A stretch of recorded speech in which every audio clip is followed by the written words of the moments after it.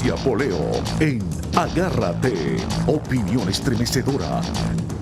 Buenas noches, bienvenidos a Agárrate, feliz comienzo de semana. Esta va a ser una buena semana y va a ser muy noticiosa. Bueno, vamos a comenzar con lo que ocurrió ayer en Argentina. Las elecciones, pues los resultados fueron un poco distintos a lo que se esperaba por la diferencia de puntos entre el candidato del oficialismo, Daniel Scioli, y Macri, que es el candidato de la oposición. Va Argentina a una segunda vuelta y todo esto resultará en un nuevo presidente que asumirá las funciones el próximo 10 de diciembre. Vamos a ver lo que La Voz de América tiene preparado sobre este tema de las elecciones de ayer en Argentina. Millones de argentinos salieron a las calles para depositar sus votos durante la jornada electoral que busca encontrar el reemplazo de la presidenta Cristina Fernández de Kirchner al frente de la Casa Rosada. No muy alejado de lo que pronosticaban las encuestas, fue el resultado de la jornada. Al ganador, Daniel Scioli, no le alcanzó para ganar en primera vuelta y ahora tendrá que enfrentar al empresario Mauricio Macri. A nadie en la clase política de Washington le convienen más problemas de los que ya tienen, es decir, que esperarán tranquilamente a ver qué resultado puede haber y pienso que le extenderán a cualquiera de los dos que ganes, más o menos contento, todas las cortesías necesarias para poder tener una relación civil y normal. En medio del mayor escándalo de corrupción de las últimas décadas, Guatemala eligió como primer mandatario a Jimmy Morales. Sobre su gobierno no solo están puestas las ilusiones de los guatemaltecos en una gestión transparente, sino también los ojos de Washington y la comunidad internacional. Es necesario, es vital para los intereses de los Estados Unidos, sobre todo, que este problema de corrupción se resuelva porque Guatemala está entre los países que más emigrados envía a través de la frontera de México. Unas elecciones también marcadas por la necesidad de la lucha contra la corrupción se desarrollaron en Haití. Después de las elecciones en Haití, Estados Unidos espera lo que no debía nunca esperar. Y es que las cosas se decanten y se resuelvan por su propio peso. De manera pacífica, Colombia también desarrolló una jornada electoral que eligió alcaldes y gobernadores en todo el país.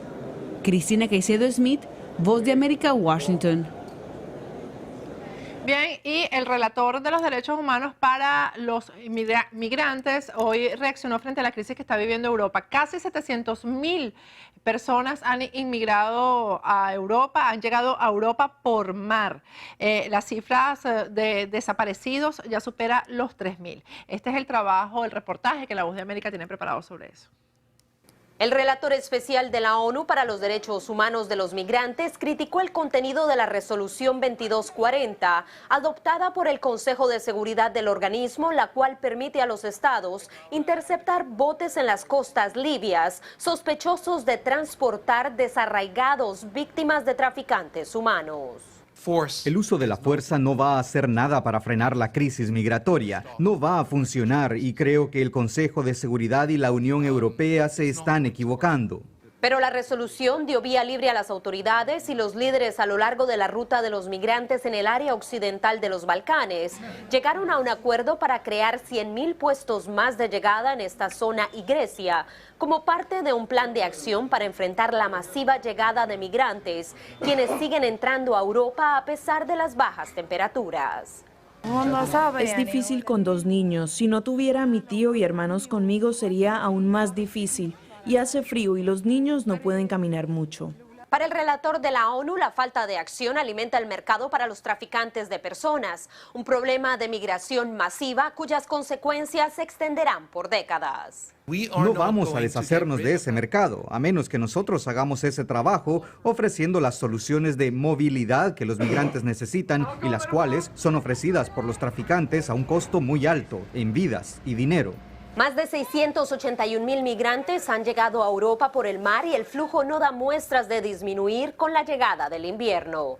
Celia Mendoza, Voz de América, Naciones Unidas. Bueno, y una buena noticia es que 70 rehenes fueron rescatados en Irak. También La Voz de América tiene un trabajo sobre eso para el día de hoy.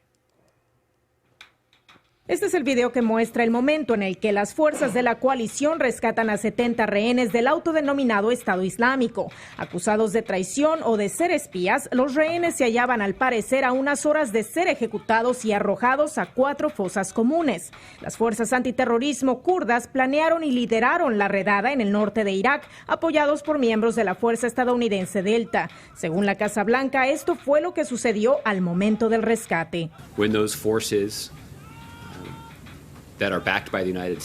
Cuando las fuerzas respaldadas por Estados Unidos fueron atacadas, nuestros operadores especiales en el terreno tomaron la decisión de responder y tuvieron que intercambiar fuego con el enemigo. Trágicamente, un miembro del servicio militar murió. Joshua Wheeler era un miembro de las Fuerzas Especiales estadounidenses, el grupo mejor entrenado de los cuerpos armados del país. Había sido condecorado con 11 estrellas de bronce y su labor en Irak fue elogiada también por el secretario de Defensa Ash Carter.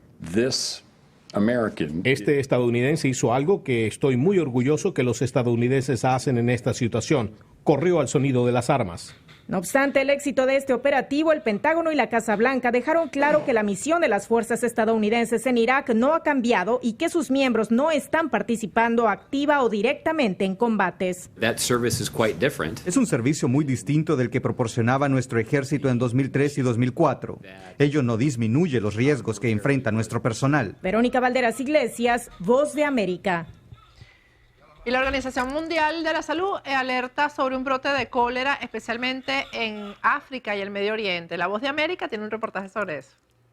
Una serie de brotes de cólera donde se han registrado 10.700 casos y 170 muertes en países que ya están en crisis han llevado a la Organización Mundial de la Salud, OMS, a intensificar las medidas de prevención para evitar una propagación de la enfermedad.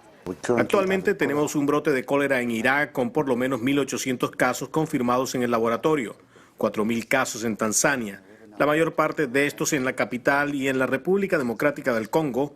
Nos preocupa seriamente el riesgo de que se pueda propagar a lo largo del río Congo. En Siria, un niño ya murió tras contraer la enfermedad y un brote en ese país podría significar una amenaza internacional, aseguran los expertos de la salud, debido a que podría propagarse rápidamente. Nos preocupa que se extienda a países vecinos a donde están llegando los refugiados de Siria y dentro del país también. Es por ello que hemos empezado a intensificar las campañas de vacunación en Irak para evitar que el brote se propague. Actualmente hay más de 4 millones de refugiados sirios registrados y casi 8 millones desplazados internamente, lo que hace difícil proveer servicios médicos y acceso a agua potable para evitar las muertes y el número de personas contagiadas. Es por ello que la amenaza, de acuerdo a las autoridades sanitarias, es mayor, ya que hasta un 80% de los portadores de la enfermedad no muestran ningún síntoma. Celia Mendoza, Voz de América, Naciones Unidas.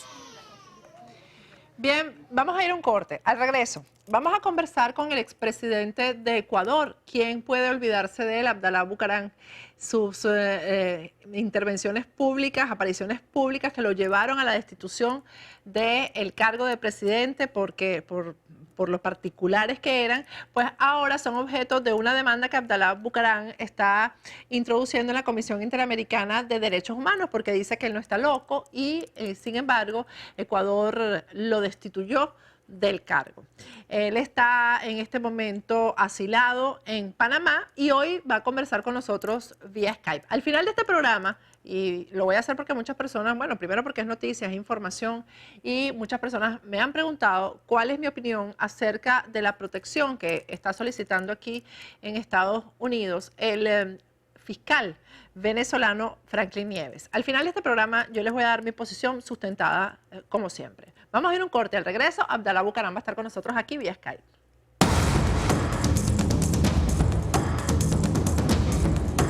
Agárrate con Patricia Poleo.